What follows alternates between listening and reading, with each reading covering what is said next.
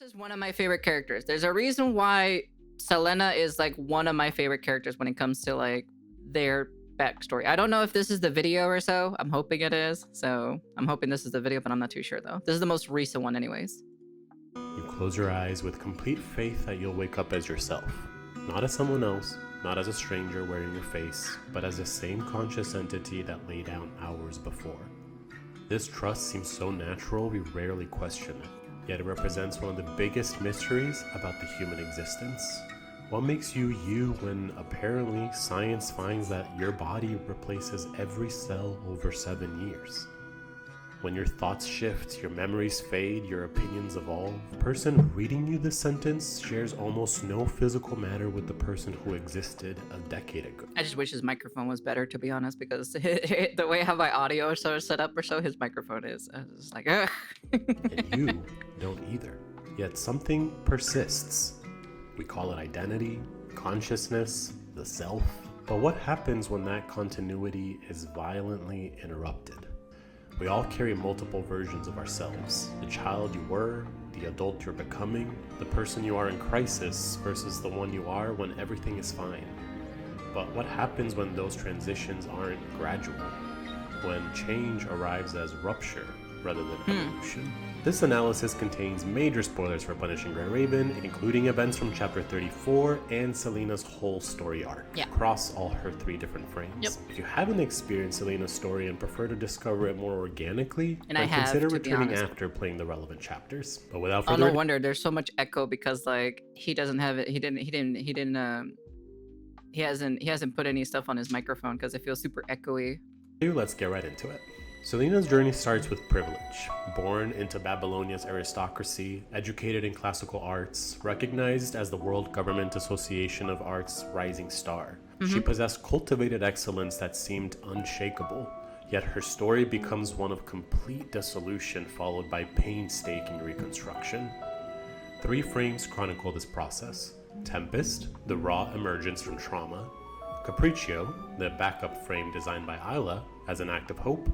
And Pianissimo, the specialized creation that represents full integration of her fractured experience. Each frame poses the same question, but differently. How do you remain yourself when everything external has changed? Are you still you when the vessel no longer matches the occupant? To understand Selena's significance, we need context about Punishing Gray Raven's mythology first. In this post-apocalyptic future, Earth has been ravaged by the Punishing Virus, forcing humanity to retreat to Babylonia, a space station that serves as their last refuge. Constructs. So you heard him say post-apocalyptic story. So if you go back a little bit, right?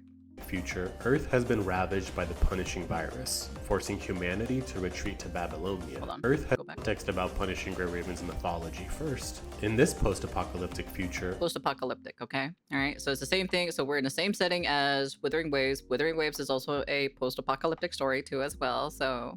Earth has been ravaged by the Punishing Virus, but the difference between the stories, forcing though, humanity to retreat to Babylonia, a space station that serves as their last refuge. Constructs are cybernetic beings created to fight the virus, some converted from humans, others artificially created with human consciousness.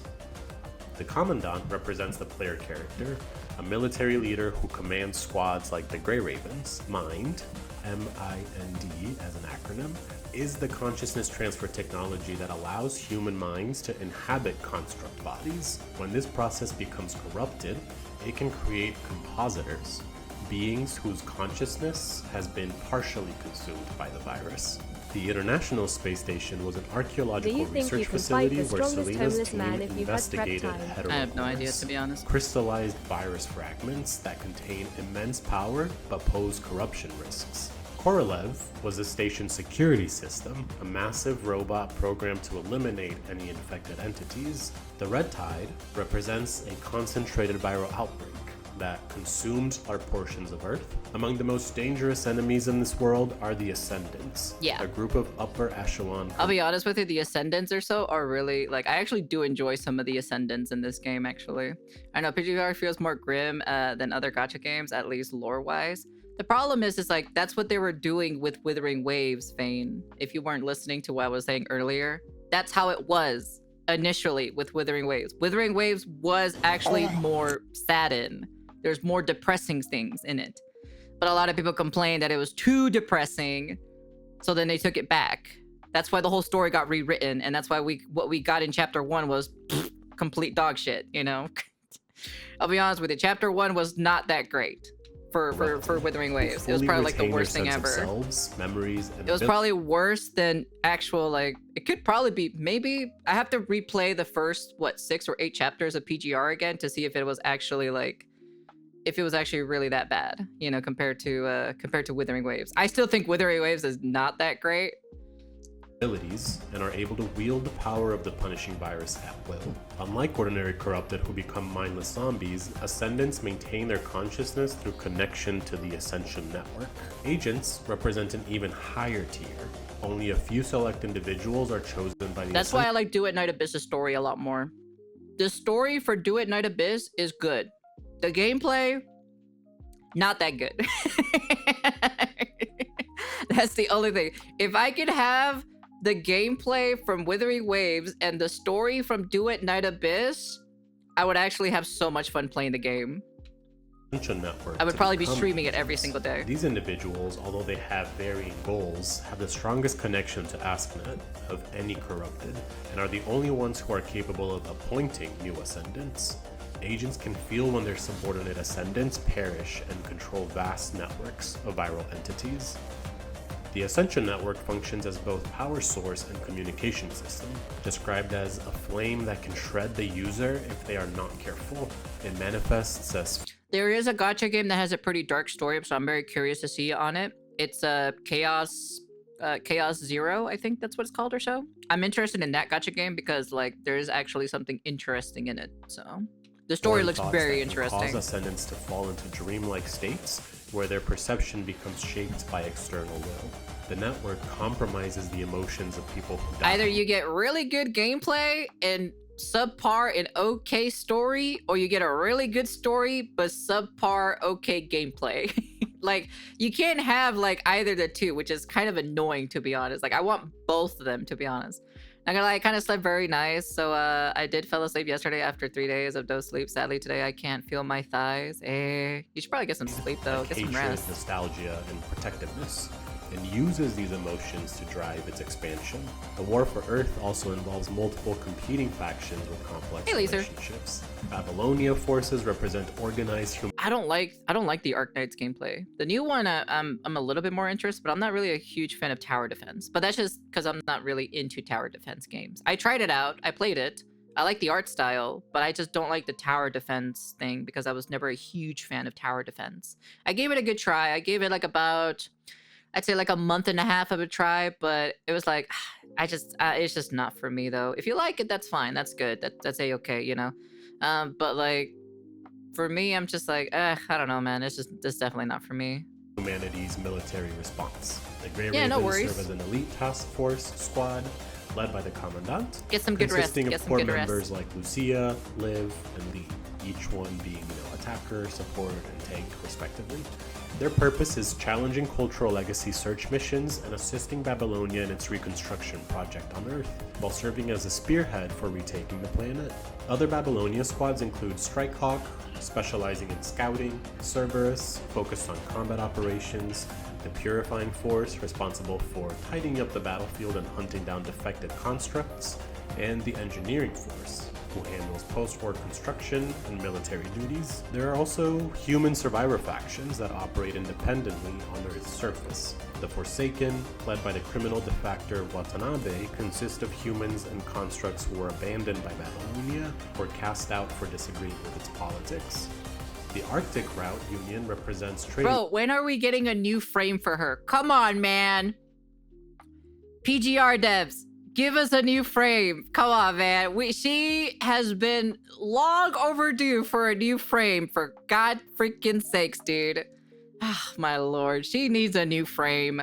I swear to God, I hate how they have not given her a new frame yet. Ports on the Arctic Sea, while the Actolite Commercial Alliance operates from their mobile fortress city. Also, when are we coming back to this as well? When is Sophia getting a new frame too as well? What the fuck, man? There's also the Kowloon Chamber of Commerce that controls trade networks in Asian territories. The Ascendants formed a primary viral opposition, seeking to defeat Babylonia, which they consider a relic past its time, and establishing themselves as the future of Earth. They maintain multiple competing sub-factions led by different agents, creating internal conflicts even amongst humanity's enemies. And then on top of it, we have other entities that include the Church of Machina, mechanoids devoted to the Sage Machina, various corrupted forces, and the World Government Association of Art. It's so cool how many different factions are so in this game. It's really fucking cool to see.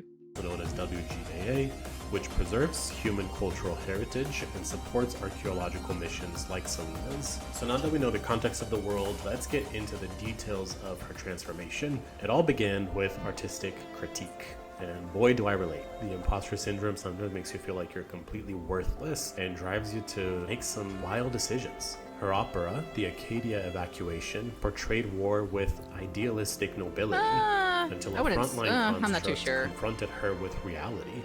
You don't understand the true cruelty of war, they stated. Those who died felt rage and hatred, not hope. This criticism shattered her worldview and drove her to seek construct modification as atonement. Yep. The internal space station mission became her crucible. Abandoned by Babylonia when the operation failed, she remained the last standing team member. Yep. In a moment of desperate preservation, she stabbed a hetero core shard into her chest to protect it from the security bot Korolev that we covered earlier. The prolonged exposure corrupted her into a compositor. Korolev systematically dismembered her, first her lower half, then her arms, till corruption rendered her invisible to its sensors. Gabriel's subsequent abduction of her remaining body led to further dismemberment before she was thrown into the Red Tide. Gabriel is one of the Ascendants, beings connected via the Ascension Network who maintain immunity from the punishing virus while using it to spread their influence. Unlike other Ascendants who were once human, Gabriel has always been a machine who almost got destroyed until Luna rescued him and transformed him into an Ascendant. Gabriel's obsession centers on viral evolution and the creation of increasingly powerful hetero creatures. Gabriel, dissatisfied with the Red Tide's slow rate of evolution, throws Selena into it as part of his experiment. His vision involves the Red Tide consuming everything to give birth to hetero creatures that continually evolve to replace Ascendants and even agents. For Gabriel, Selena represents experimental material, a construct already corrupted by prolonged heterocore exposure, perfect for testing how consciousness might interact with and accelerate the Red Tide's evolutionary process. Where she merged with the entity called Siren, the Siren became a massive hetero creature. I remember this boss, dude. I remember fighting this boss, dude. It was a very interesting chapter when I did this one. Twisted limbs and blade-like appendages. Her once beautiful voice turning into a shrill roar filled with nothing but despair and anger. It now viciously attacks all living creatures with the twisted limbs given to it by the Red Tide. Yet, through unimaginable suffering, Selena's consciousness persisted within this monstrous form, broadcasting what became known as the Whale Song, musical excerpts from her own creation, transmitted continuously as a cry for help. Two relationships define Selena's eventual rescue and reconstruction: her artistic partnership with Isla and her pretty weak, unlikely connection to Wanshi. Isla represents Selena's closest companion and their shared time in Babylonia's privileged artistic circles. They were extremely close, with Isla crediting Selena as being an inspiration for her artistic pursuits, and later decision to become a construct. Their relationship was built on creative tension, most arguments ending up with Isla giving in when they debated classical versus modern artistic approaches. When Selena disappeared, Isla dropped everything to go on a solo mission to the corrupted International Space Station. Isla followed Selena's signal and found Selena's dismembered upper body connected to a terminal, where the energy from the terminal had kept her alive and allowed her to emit the signal. When Gabriel when I saw this body here and found Selena's when I saw this or so, I was like, holy shit, dude. When I was like, fuck, man, that's fucking, dude, that's heavy to see that or so. Seeing the characters so that you were going with others on the story ending up like this in general, dude. That shit was haunting, dude. When I first saw that, I was like, Jesus, fuck, man. Dismembered upper body connected to a terminal, where the energy from the terminal had kept her alive and allowed her to emit the signal. When Gabriel violently rips Selena away, Isla pursues them. She was barely alive or so. She was barely. If you were hearing this, watch, listen to this. National Space Station. Isla followed Selena's signal and found Selena's dismembered upper body connected to a terminal, where the energy from the terminal had kept her alive and allowed her to emit the signal. When Gabriel violently... And also, while she was actually getting like completely dismembered and everything like that, she felt that. She felt the pain that was literally getting her dismembered by the it was like the machine or so that was literally dismembering her, like literally digging into her. So she was like, she was alive, dude. She was like literally getting like dismembered alive, and she felt the entire thing. So rips Selena away, Isla pursues them, vowing never to give up on her search for Selena. This devotion manifests in the Capriccio his breath is scratching. Shut up. This fucking guy. It states all of the secrets mentioned here are inputted data in the Fantasia model by Isla after she learned of them from Selena's acquaintance.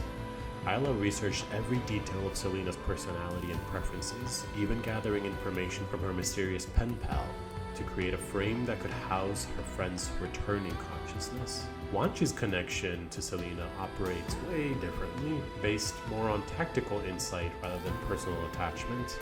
As a Strike Hawk member during the Echo Aria chapter, Wanchi makes reasonable assumptions based on the Red Tide's prior movements as well as its relationship with the heterocore fragments, and realizes that Babylonia's plan for a wide-scale bombardment of the zone is unlikely to work. His analytical approach proves crucial, recognizing that they need to target the source rather than bombard the entire area. He also notes that the mysterious whale song is likely causing the Red Tide to spread. While less emotionally invested than Isla, Wanchi's professional competence becomes essential to locating and ultimately freeing Selena from the siren form. Both relationships demonstrate different forms of care. Isla's personal devotion drives her to preserve Selena's identity across frames, while Wanchi's tactical expertise enables her physical rescue. Together, they represent that dual necessity for emotional and practical support required for Selena's reconstruction. Another interesting relationship that Selena has is with her pen pal, which let's get into who that is. Dude, the pen pal thing was crazy though. I'm gonna be honest with you. I was like, no way, dude. So basically, I'll say it here, right? Because you guys are watching this at the end of the day. The pen pal is actually you, the main character. You're actually the secret pen pal to her. So technically, you were already forming bonds with her before you were forming bonds with Lucia. As a bored young lady from a wealthy Babylonian house. If I remember correctly. I might be thinking it wrong or so in the reverse way, but if this is what I remember, because they've been talking to each other for quite a lot, but they never knew each other. So household, she sent numerous mails to random people. The commandant, then a freshman at military college, was the only person who replied. They became pen pals, exchanging letters using fake names, hers being Iris. The relationship deepened over time. Selena planned to meet the commandant in person, inviting them to her performance of the Acadia evacuation, and later to a dance.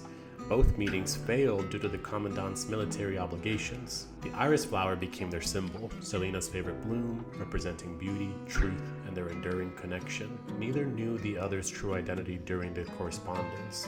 Yet, these letters sustained Selena through her darkest moments and continue to anchor her sense of self across all frames. She carefully preserves these letters, understanding them as tangible connections to continuity itself. The Tempest frame represents Selena's literal rebirth from the Red Tide. When the Grey Ravens traced the whale song to its source, they found a humanoid monster nailed to the center of a giant lake of contaminated liquid. The Commandant's recognition, calling her name, stopped the creature and allowed her liberation. Her new body resulted from collaboration between the Red Tide and an unknown agent, not Babylonia technology. This individual, later revealed to be the enigmatic, merciful one, and identified as Ishmael, played freaking Ishmael, dude. Ew, harem plot, disgusting. What are you talking about, harem plot? a pivotal role in pulling Selena back from the brink. After her dismemberment and corruption, it was This is the sad backstory of Selena. who orchestrated her return.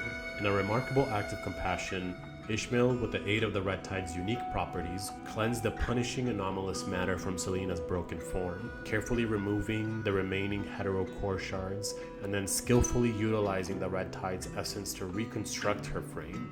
Selena herself recognizes this as a profound gift from her savior. On top of that, the Ascendant's power was Imagine that, to be honest. Imagine that. instrumental in stabilizing Selena's fragile mind in its new formed vessel, hinting at Ishmael's connection to these powerful viral entities. Ishmael's involvement extends beyond her physical reconstruction. She reveals that a portion of her own power was intentionally scattered and absorbed by Selena, intricately reshaping her core consciousness in the process. Ishmael's vast understanding of time distortion and the complexities of different timelines, including Selena's own sacrifice to contain Loya, further emphasizes the depth of her unique capabilities and her profound connection to Selena's fate.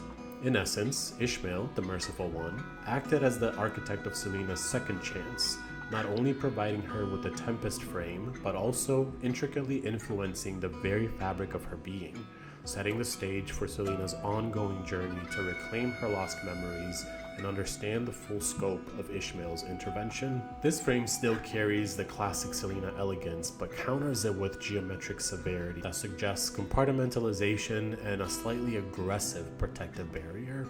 The design reflects immediate survival needs, clean lines, and structural integrity, function over ornament. Mentally, she remained unstable, viewing past memories as distant and unreal, yet her pursuit for art and beauty persisted unchanged. The Tempest frame demonstrates that core elements of our identity can survive complete physical and psychological destruction. Capriccio, on the other hand, originated as Isla's act of faith. When Selena went missing, development of her backup frame halted. Isla restarted the project after once she retrieved the siren signal, believing Selena remained alive. The frame incorporates what Isla termed Selena's imaginary journey, an attempt to fill missing fragments of her soul. This frame introduced the softer side of her complex journey, while still maintaining the established foundation. Where Tempest spoke of survival, Capriccio suggests tentative healing. The design language shifts from pure functionality toward artistic expression, reflecting Selena's gradual reconnection with her creative identity. Now, Pianissimo is where it all comes together. Yeah, dude. Oh, dude, I love this frame. This frame is so beautiful, dude. This frame is probably the most beautiful one of them all. This frame is Selena's latest iteration, created based on Capriccio with improved mind stability, specifically for transcendent operations. This frame addresses her unique challenges. Despite retrieving all memories, she experiences traumatic phantom pain from her time as Siren. Pianissimo's stable connection to whale song signals provides relief. Your mom's a mid-frame. The design achieves refinement through sophisticated shape language that draws from multiple sources. The orchestral formality references formal concert performance, establishing immediate cultural context for her musical identity. Yet the execution transforms this foundation through organic flow patterns that create the elegant mermaid tail silhouette, suggesting that prior connection to the siren, the hollow chest and back house an iridescent iris core that creates the visual impression of continuity. Yeah, no, like the story itself, like it's carefully crafted or so when it comes to PGR. That's the only reason why I just don't like wuwa story whatsoever. Contained depths. This transparent design choice carries beauty and narrative weight. Where she once stabbed the corrupted hetero core shard into her chest in desperation, Pianissimo now features a pristine jewel. The corruption that once threatened to destroy her has been transformed into something beautiful and contained, representing her idealized self that has been integrated rather than consumed by past trauma. The headpiece draws from 1920s flapper aesthetics, draping asymmetrically No, I haven't played the latest her story. face with elegant movement. This historical reference connects to an era of artistic liberation and cultural transformation. No, the gameplay is actually really good. The only problem is with PGR itself, the story is not voice acted. So a lot of people don't like reading the story. So that's the only problem. Like that's the only problem, because not a lot of people want to read this.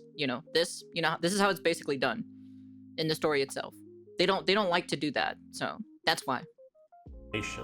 Reinforcing her identity as someone who bridges past and future. It also just looks really nice. The cross-woven higaki pattern. Yeah, and you have good gameplay in this one. The problem is what's holding this one back specifically is the way how the story is being presented. As in, like, it's not voice acted, it's not animated. Because remember, right, everyone's got spoiled or so because of Genshin Impact, how they do animated scenes now. And how they talk. Because, in older gacha games, because this is an older gacha game. This is before This was before, I think, if I remember correctly, this was before Genshin. So this was either before Genshin or a little bit after Genshin. I don't know if it's the or so. I don't remember the time frame or so specifically, but I know because I know Genshin came out during COVID era. So before Genshin, was this actually before Genshin? So yeah, so before Genshin or so, we had 2D sprites, and you definitely had to like read for a story. This was before Genshin. After Genshin Impact, Genshin, made this huge, like, they have animated cutscenes, they have, talking voice actors and all this other stuff, that's the reason why.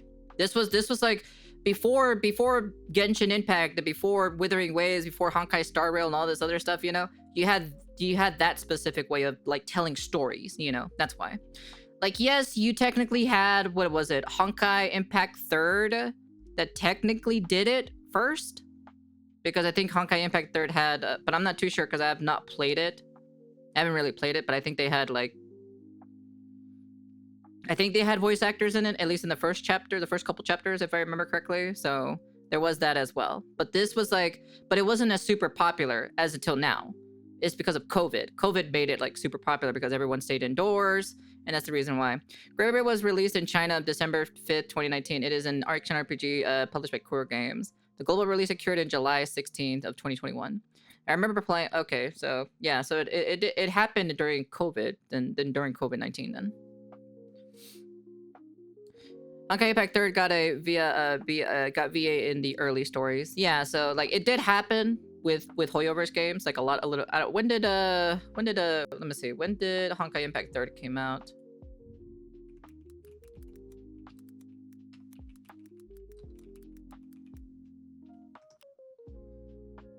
So 2016. So yeah, but at the same time, I didn't hear anything about Honkai Impact 3rd until like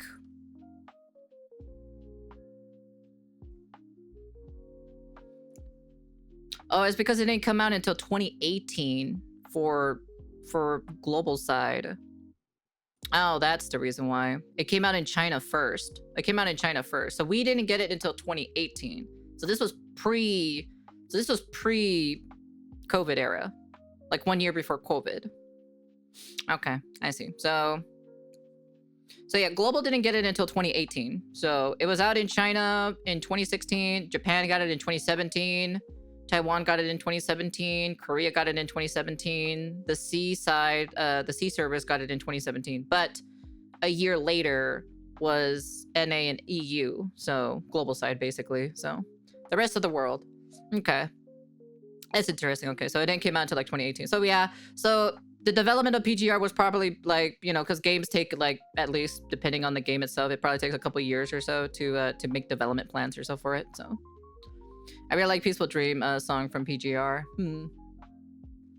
But yeah, like I said specifically, that's the reason why, is because the story for this one was not voice acted or anything like that. So Genshin Impact is so iconic and was so cool. I think it should always have a place. It should have a place, but like it just, the problem is it just doesn't improve. That's the problem. It just doesn't improve on its stuff. Compared to Honkai Impact 3rd, it did improve some stuff. And then PGR just kept stacking improvements over time, so. Traditional Japanese lattice work appears throughout contemporary character designs. We've seen it in Virgil's DMC vest, Jinxi's upper arm details and Withering Waves. Elegant gold embellishments and accessories create ethereal references to Sephirim and classical wing interpretations from art history. This mechanical ornamentation at her hips directs visual attention inward while maintaining sci-fi sophistication. Every element works together to accentuate the feminine figure through thoughtful design rather than mere decoration. The color harmonics achieve sophisticated balance, dark foundation tones transitioning through jewel aquamarine to electric periwinkle.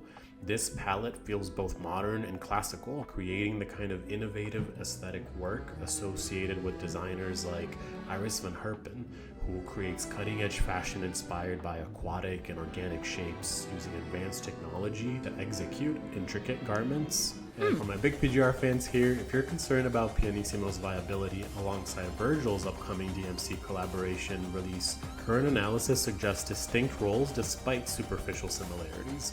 Virgil functions as more of an ultimate smash DPS than a pure physical DPS like Selena Pianissimo. While at SSS rank, Virgil can match the SS rank Selena, it does require significantly higher investment. Both characters do serve established roles already filled by powerful constructs, with Dante and Virgil able to serve as temporary substitutes if you don't have those key characters, or even replace them if you upgrade Dante and Virgil to high levels. That being said, unfortunately, some Reddit buzz does indicate that Dante and Virgil are extremely weak and underwhelming in their main elements content, which are fire and physical respectively, and are far inferior compared to Pyroth and Pianissimo, who are the latest releases in this space. We'll have to wait for their release, but apparently their fixed element capabilities, Ignition and Ultima Slash, are still pretty strong. Selena's Yeah, they're pretty much an ult bot, is what he's saying. Their ultimates is what makes them pretty overpowered. Chaos Zero Nightmare being a card RPG is already a turn off for me. It's more of a roguelike. It's a roguelike. So story demonstrates that identity transcends any single physical vessel. I'm still who I am, she says. No matter how I look or act, I am Selena. This statement carries weight because of everything she endured to reach this understanding. In the end, Selena embodies the truth that even when everything else is taken away, something essential remains. That something is worth fighting to preserve, worth rebuilding around, worth carrying forward into whatever comes next. Selena's story reaches perhaps its greatest test in chapter 34, Dream Till the Timeless End. This late game chapter reveals that Selena's trials were far from over, introducing concepts that redefine the very nature of reality within PGR's universe. The chapter centers on Loya, also called Honora Luya, described as a criminal against time itself, who distorts history by traveling through time to assassinate key figures and destroy crucial objects. Yep. Originating from a future timeline where Babylonia was largely destroyed and survivors cast into the Red Tide, Loya seeks to prevent history from following its original trajectory and bring back the Hetero Tower from her timeline. To stop Loya's temporal manipulation, though, Selena makes an unthinkable sacrifice. She creates a time prison by copying segments of time into slices, trapping both Loya and herself inside. Using the metaphor of a tree and branches explained by Ishmael, who's a gatekeeper who observes civilizations, Selena effectively serves her branch of the timeline from the trunk to contain Loya. This act causes her to be forgotten by the normal timeline, including the Commandant. Yep. During these events, Selena operates under her pen pal identity Iris, the name she used in her long correspondence with the Commandant before either knew the other's true identity. Working alongside Jonathan, a lawyer whose work on the New Earth Codex is crucial to the timeline, and Dandelion, a content writer from Vane, she protects key historical events while trapped in the temporal distortion. The Commandant, experiencing memory replays and fragmented recollections, gradually recovers their memories of Selena through shared connection. Using a white noise device that converts audio signals into data, they locate the sound patterns from when Iris disappeared from the Commandant's dorm. The letters they exchange serve as crucial anchors for these recurring memories. The chapter concludes with a tender reunion where Selena, now in her pianissimo frame, explicitly states, "I'm Selena, yes, the one you knew as Iris." Her successful return to Babylonia and the main timeline represent complete reintegration. She becomes the newborn Selena and the old Iris at the same time, having fully accepted her traumatic past while embracing her hopeful future. My The story God. refers to her as the wayward whale who has finally returned home. This chapter demonstrates that Selena's journey extends far beyond physical reconstruction to encompass temporal sacrifice, cementing her role as someone who is willing to bear any cost to protect those she loves. How did you interpret these temporal mechanics of Selena's sacrifice, and what did you think of her reunion with the Commandant? Leave your thoughts below, and while you're there, let me know which character deserves the next deep dive analysis across, honestly, any of your favorite gacha games. As usual, thank you for your time, thanks for watching. That was a and great we'll see you next video. time. That was actually just generally a great video. I enjoyed that. So yeah, that's the reason why I love Selena. Selena is like one of my favorite characters in PGR. So I like her a lot. She's great. She's beautiful. So, and that's the reason why I just like PGR's story a lot more compared to Withering Waves. I just personally don't like it. That's why. I just think personally it's like it's a pretty like it's like above subpar, like just regular story, you know. If you like it, that's cool, that's fine, but like I still think personally that's just how it is, you know. New game, hold on, give me 1 second. But yeah, overall, it's just like that's pretty much about it. So, so that's why I had really high hopes for the story in Withering Waves, because it's supposed to be a post-apocalyptic story, you know. So I'm like, okay, so we're doing a post-apocalyptic story. My question is like, okay, how is it gonna be? The apparently like just a lot of people didn't like the first. Like, there's some things that I didn't that apparently there's some things that I do have to agree that there was not many great things in the first chapter in the beta, but there were some things that I actually did like, you know. Donjin was supposed to be a DID character, you know. Donjin was supposed to have DID, and I probably would have liked that character a lot more, but they completely erased everything about her.